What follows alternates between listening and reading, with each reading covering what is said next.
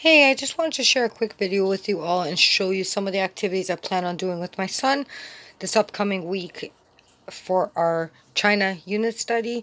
We're going to be doing 1 week study about China just before the upcoming Chinese Lunar New Year. So I had shared our new sensory bin in a previous video, but I added some items to this side of it. So we already had like the rice in here, and my son was using it as a practical life activity for transferring rice with scoops and spoons and the chopsticks into different bowls.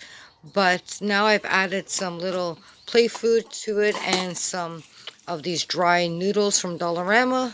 So again, it's a practical life activity and also a motor skills activity, so he can learn how to use these chopsticks and place the food items. So we have a shrimp there, a little crab, and a chicken leg, so he could try to practice with these chopsticks. These chopsticks I got in our local Chinatown, and they do come with a little helper, so that can help my son pick up the items and transfer them to where he wants them. So that is our practical life and motor skills activity. I'm just going to put the lid on and I'll show you the rest of the activities.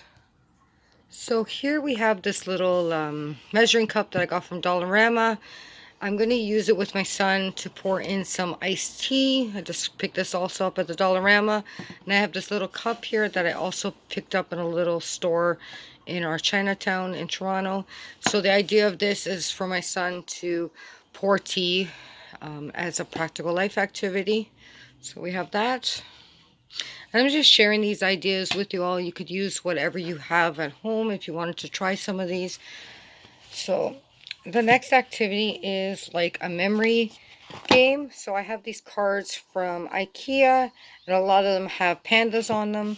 So I pulled all the panda cards out, and the idea of the game is to lay them all out for my son and just to flip over the cards until he finds all the correct matches. So that's just that. And then we can talk about what's in the pictures. Like this one has bananas. There's a boat here. There he's swimming with a fish. This could be a mama panda with its baby up in a tree. So yeah, a memory game and just, to work on his language. Also to go along with the panda, we also have these stickers. This came from a local discount store. They were 50 cents each, so I'm planning on just using these ones to make a matching game. So I'll have one side and then I'll have the matches on the other side. It'll be like a visual discrimination, and my son will have to match the correct pandas to one another. And then for an art activity, I'm just going to give my son some paper and this packet of stickers here. These are $1 from Dollarama, and I'm just going to let him decorate a little page with these adorable little pandas. And if he wants, maybe he can glue some fake grass or some leaves or items down too on the paper and just make his own little scene. So we have that. I went to Wendy's, and Wendy's usually has the little books instead of like a toy, and one of the pages happens to be, this one is all about different countries around the world, and one of the pages happens to be China. So I pulled this out for my son.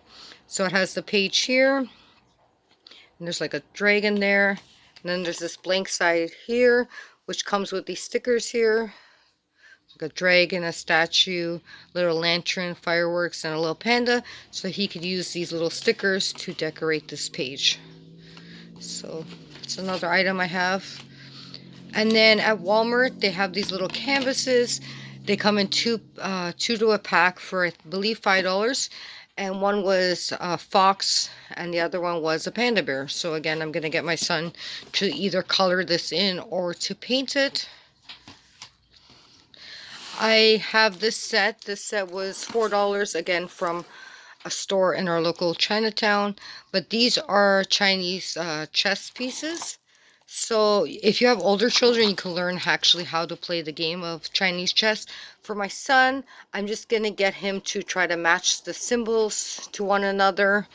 And then I'm also going to get him to use these as like stackers and make tower as like a motor skills activity. So there's that item.